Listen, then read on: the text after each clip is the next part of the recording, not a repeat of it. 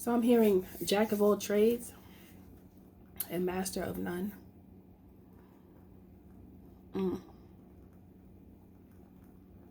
Jack of all trades and master of none. I'm sure you guys heard that before. And that just basically means someone who does a lot. You know, they dibble and dabble in many different aspects of life. But they haven't mastered anything yet. But now I'm thinking about how at least you try. I'm thinking about how you try things to see what works for you until you figure out what works for you. And that's a good thing, because how else are you supposed to know? But then you have the master of none. So if I separate it and I just say that you are the one who is the jack of all trades, you're putting that work in to try to figure out where your position is. Like, what is it that you are placed here to do? But then the master of none, imagine you, which could be very true for many of you, you being the jack of all trades, someone who has all these talents and gifts and abilities, and you activate them and you do them and you work them out, you exercise them. But then you're with someone who is a master of none. They don't have any thoughts. They don't want to do this. They don't want to do that. They always complain, and they don't want anything but, I heard they don't want anything but nothing. What? They don't want anything but nothing? That sounds crazy, but that's what I heard. But they don't want to do anything, basically. So it's like you are doing all these wonderful things, and then you're with someone who does not want to do much of anything. They'll say, oh, I was thinking about doing this. But it's always just, I was thinking about it. I was thinking about it. But okay, so when you're going to act about it, when you're going to act on it, you're just going to keep thinking it's never going to be. It's never going to happen if you're just sitting there like, okay, it starts there, but when you're going to bring it out, you have to do something more. You can't just think about it and just be done. So I feel like many of you have had that problem where you're like, okay, I want to get into this. I want to go to learn this. I want to maybe go to school for this, go get a trade, go do this, that, and the third. You just on a move. You're just trying to figure it out. You're just trying to figure it out. That's what we do. We try to figure it out in life, and we just on go. At least some of us. Until you feel comfortable in a space that you find for yourself that's fitting. And but many individuals like you end up with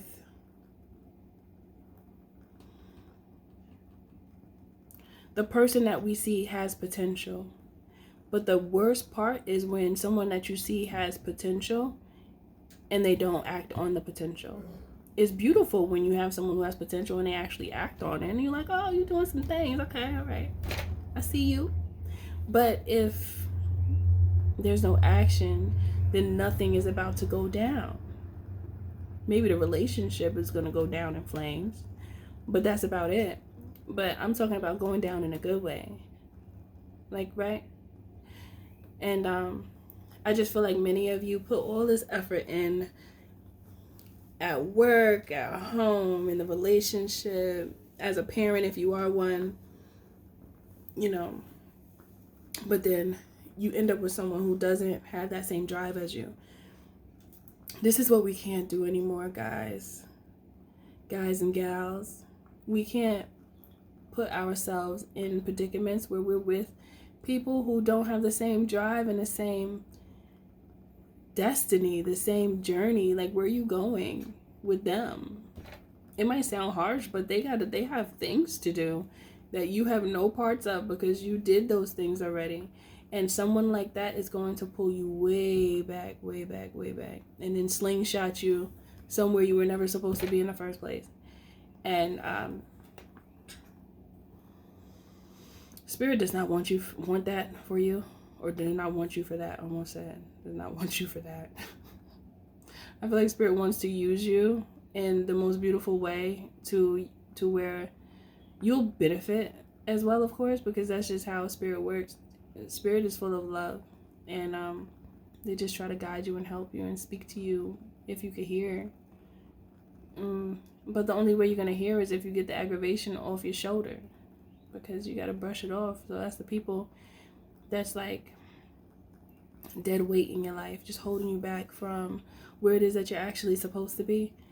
You know, I know that a lot of you have that, or you've had it. You know what I'm talking about, to where you're like wanting to do this, you want to do that. You're like, I want to travel, I want to see this, I want to do that. And the other person is just like not in the same mindset as you. And you're like, how did I even end up here, right?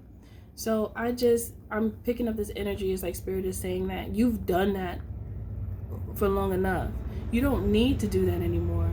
You don't need to try to pull someone up that is not helping themselves. Someone has to be putting some effort in on their own before they can come in. You can't just let everybody in, because that really does affect you in the worst way, because you end up falling in love. And when you're in love, it makes you stay in a tough situation for an extended period of time. And then that's so many years that could be just like wasting away from you, because you're choosing to stay in a situation that is no good for you. You know it's no good for you, but you hold on to the fact that maybe it'll change. But you don't see any change. The only person that's changing is you.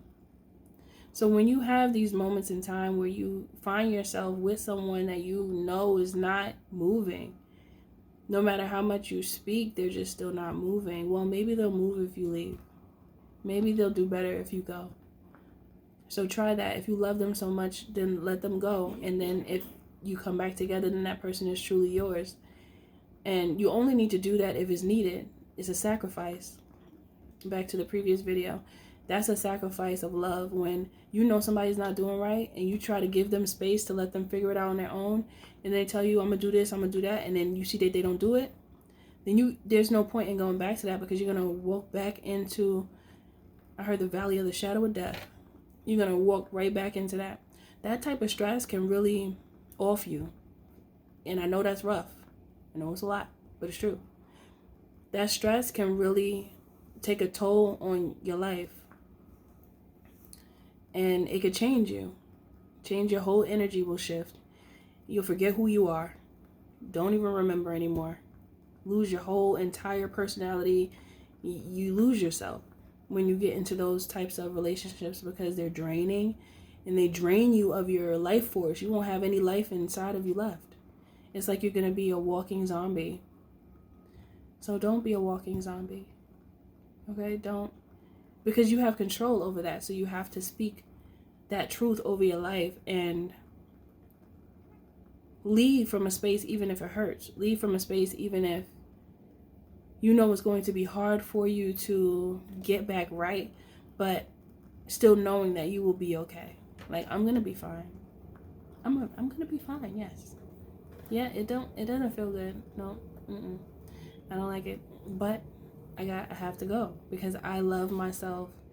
I love myself too much. I love God too much to not go and to stay in a situation that is breaking me down and hurting me. I love myself and I love God too much for that. I can't stay. That your love for God and yourself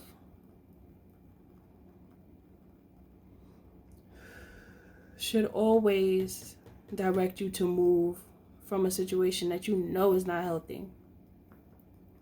And if you stay, then you know that you need more God in your life. You need more of you in your life, because that person has taken precedence over your life, and that means that that person has become your God.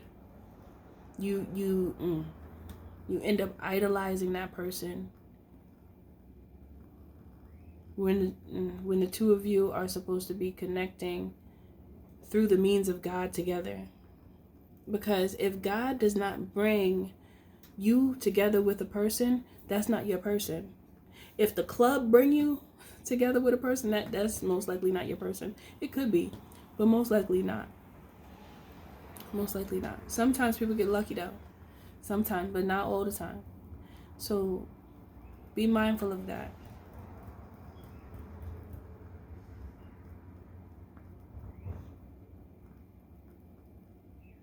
I heard where you meet him is where you leave him. Where you meet him is where you leave him. How you meet him is how you how you get them is how you lose them. I don't know. I'm hearing a bunch of different things. Sometimes, not all the time. If you end up with someone who is in a relationship and they cheated on that person for you, sometimes you have to watch that person because they might do it again. But not all the time. That doesn't happen all the time. But if somebody was cheating on someone else for you, you can't expect them to be faithful to you. Because you should know in the back of your mind that that person just might. But that's not all the time, because sometimes people are leaving from a broken relationship and adjusting themselves to leave, and they don't have any intentions on cheating or doing anything to the next person that they fall in love with. But it's just something that to be aware of and mindful of, because not everybody is in that energy.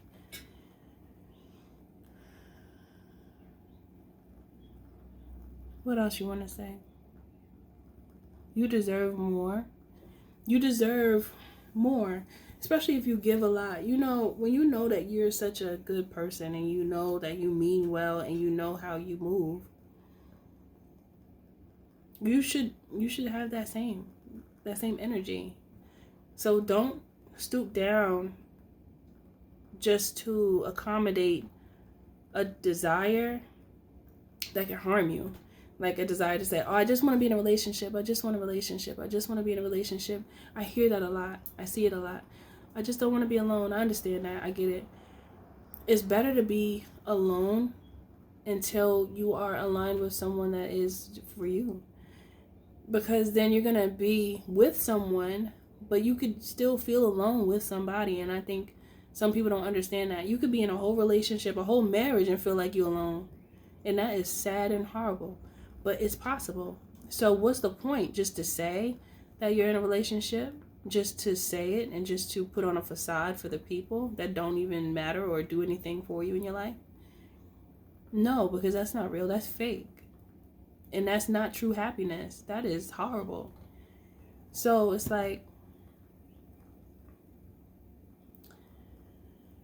when you feel lonely, find companionship within self by getting into learning and appreciating yourself and getting closer to you, as well as building excuse me, as well as building a relationship with God, with the Creator. And the Creator will fill that void for you because you're feeling that loneliness. Okay? So once you are able to do that, you're more prepared for a relationship when it comes. You're going to be ready for it. I'm like, oh, yeah, okay. It could work. You know? Maybe. I don't know. You know, it's that energy where at least you're open to it. You're not broken and all jacked up trying to hurt somebody because somebody from the past hurt you. And then you looking at the new person like, I know you're going to do something to me. And then when you look like that and you get like that, then it's like you messing up the whole situation before it even starts. So it's good for you to be all loved up on yourself first, prior to the new person. Okay? Because then it's less likely that you'll push them away from some old baggage that you have from the past relationships that broke you up. Okay? So just think about that before you dive in. Okay? Think about it. You deserve better than that. You deserve better than the bare minimum. Especially when you know that you serve. You know, especially when you know your energy, you know how you are. You can't just be with anybody. No. This is unacceptable. Okay?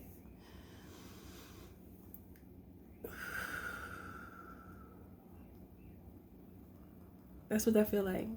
When you let the air out, it feels like happy. Like endorphins. It's like happiness. You should try it. You can feel it. It's good. But anyway. everything you do, do it with love. Always remember the creator is in you and the magic is too, because you're magic. Much love to you. I'll see you in the next video.